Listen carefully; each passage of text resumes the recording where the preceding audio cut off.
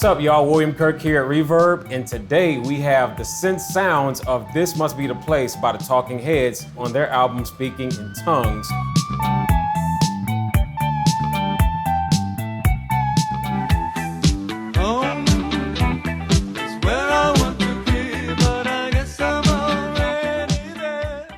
So today we're going to talk about the one synth that they use to get all of these sounds for this song.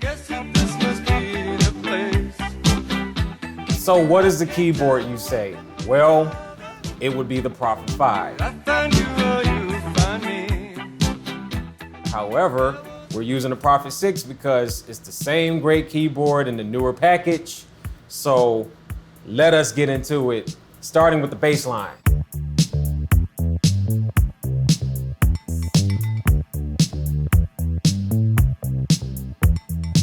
So the bass sound itself is a square wave quality that you get.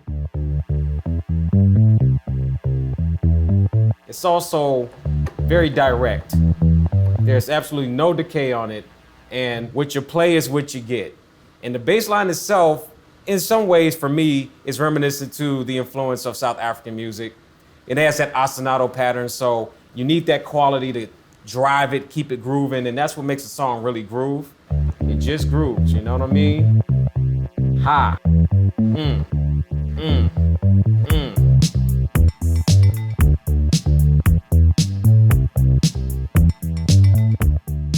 So we touched on the bass sound, and now we're gonna move to one of the lead sounds, which has a very unique quality about it. It's sort of like nuanced brass meets a steel drum type of flavor, and maybe a little bit of a flute, depending on how you hear it. So as you can hear, we took two saw wave oscillators and detuned them slightly so that we can get this particular quality.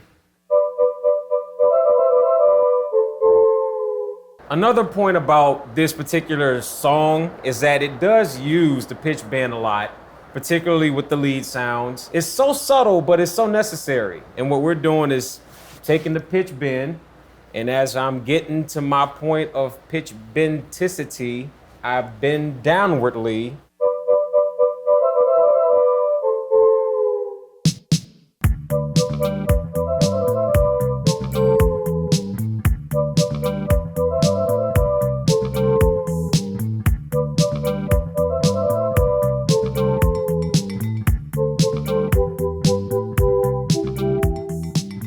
So last but not least, there's this one lead sound that is super pivotal to this song. And when I say pivotal, it's just as pivotal as the bass line and the other lead sound that we touched on, but this is the lead sound.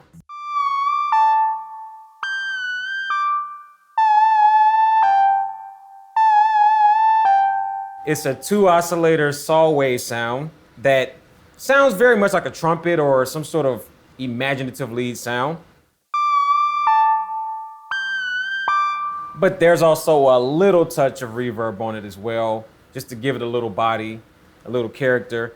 But once again, we're going back to our pitch bend wheel, which is very pivotal for this particular part of the song. And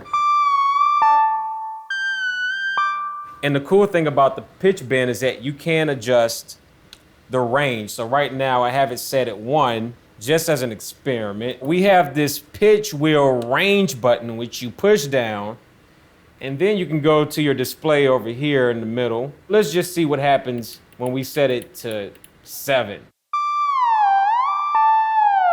You see there's a difference. So let's just take it back down to 1 where it was, where it works. You gotta work that wheel.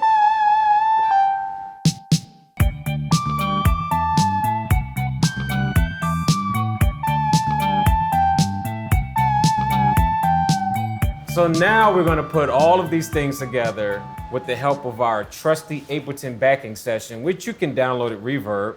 And I'm gonna juggle between the two leads, and I'm gonna use the bass that's already been performed for my luxury and pleasure. And let's put it all together, shall we?